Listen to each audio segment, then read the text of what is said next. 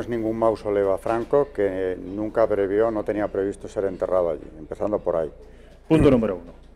El segundo, no se hizo a mayor gloria de ninguna dictadura, ni de ningún fascismo, ni de ningún régimen político. Se hizo precisamente como un lugar para conmemorar y recordar lo que había sido la guerra civil y servir no solo para honrar a los muertos de los dos bandos, sino para recordar a los españoles lo que había sido aquello. Allí están enterrados gente de los dos bandos, en un número muy parecido, por cierto. O sea que lo que tiene de positivo y de distinto en relación con otros monumentos parecidos es que es un lugar de concordia, por más que se hayan empeñado en presentarlo de otro modo. Y el que no lo sepa, que se vaya a los decretos fundacionales del Valle, y ahí está dicho expresamente por el propio Franco, que firma el decreto por el que se constituye la fundación de la Santa Cruz del Valle de los Caídos. El New York Times publica, el día de la inauguración del Valle de Madrid, que Franco tendía al bando derrotado el ramo de olivo. O sea que no había ninguna duda al respecto. Ha sido después, mucho después, cuando a base de manipular la realidad histórica han llegado a construir este mito que ya parece consolidado, pero que es un auténtico mito intencionado, desde luego, que no tiene la menor base. Así. A José Antonio lo llevaron allí cuando se inauguró el monumento. Franco no tenía previsto, insisto, enterrarse allí.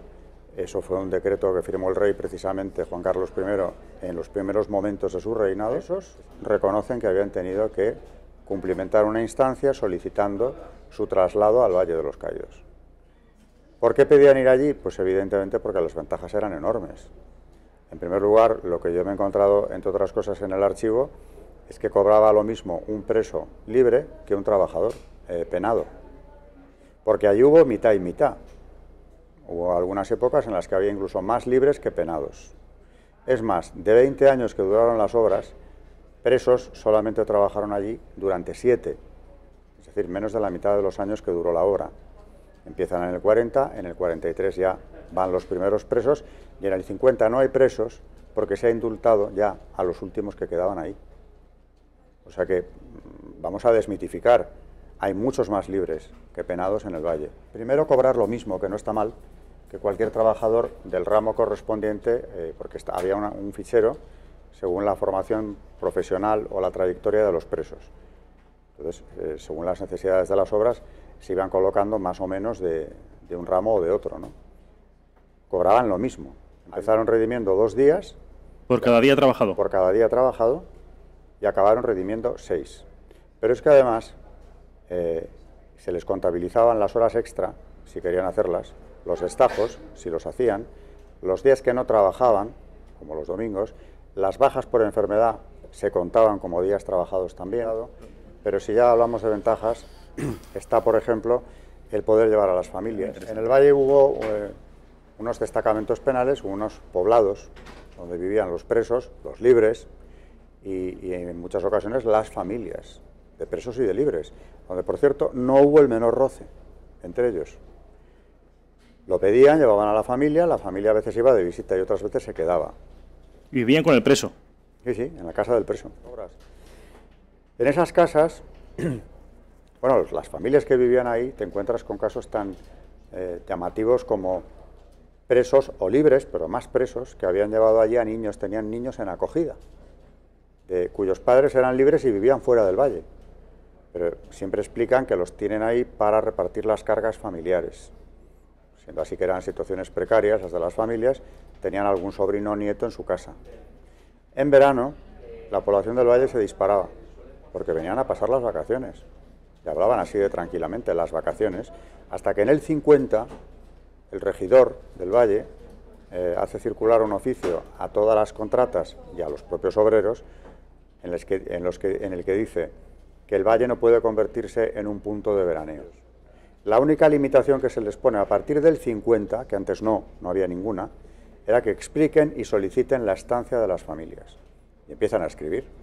Entonces, por ejemplo, hay un caso, uno de aquellos trabajadores que había sido preso, Juan Solomando, en ese verano del 50, pide 4 pases distintos para ir trayendo a una hermana, a un cuñado, 4 sobrinos, después a otro cuñado que viene a recoger al niño que vive con él, que lo tienen en acogida, y viene a buscarlo y se queda unos días ya de paso en el Valle.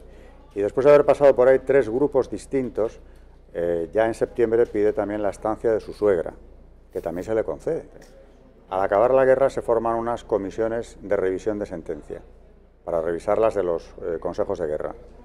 Y por esas comisiones quedan conmutadas la friolera de 16.300 penas de muerte, que no se van a cumplir, y se convierten en la pena inferior en grado, 30 años de prisión. De esos 30 años, que son los que empiezan a llegar al Valle, todos con delitos de sangre, yo no he visto ninguno que tuviera 30 años de cárcel que no tenga delitos de sangre. Y no estoy hablando de muertos en combate en la guerra, por supuesto no me refiero a eso. De retaguardia. La retaguardia. Y ahí están los consejos de guerra, que también he publicado en mi libro alguno de ellos. Algunos de estos presos tenían 2 penas de muerte y más, por lo que habían hecho en retaguardia. Bueno, pues de esos 30 años que les habían caído y venían de penas de muerte, algunos en 6, 5 años habían redimido la condena. Y en el 50, el arquitecto Diego Méndez ya le pide a Franco que aquellos últimos presos que aún había en el Valle sean indultados, porque eran pocos y tampoco tenía sentido. Y Franco dice que adelante. La historia es que muchos de estos, siendo libres, se quedan allí y siguen trabajando hasta que ya no había absolutamente nada que hacer. Ninguno fue allí forzado. No hubo trabajos forzados, no hubo esclavos, no hubo nadie que no trabajara cobrando. Pero a los presos y a los libres, por supuesto, pero no hubo ningún preso que no cobrara, no hubo ninguno que no redujera su condena. Y aparte de colocarles, que algunos por supuesto se colocaron, se les ofrece la oportunidad de una vivienda en Madrid por un precio simbólico de alquiler, viviendas protegidas, claro, y se apuntan en la lista a los que quieren.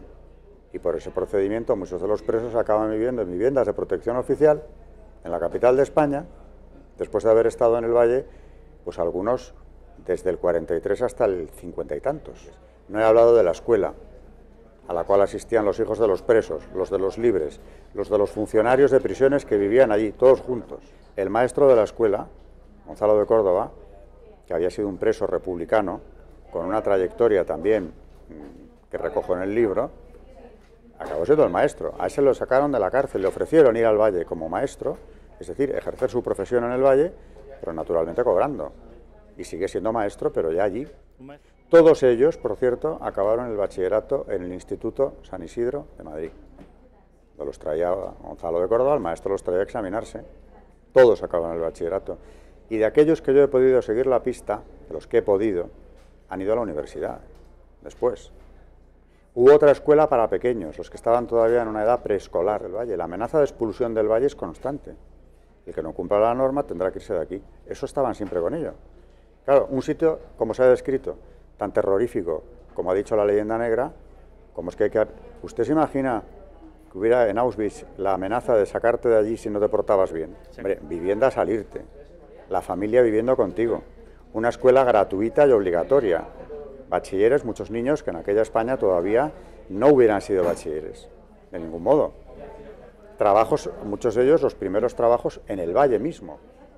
Muertos en la obra, que se habla de hasta miles de muertos, en 20 años de obras, la cifra yo dudo entre 2, que ahora digo por qué. 14, en 20 años, 14 muertos, o bien 18.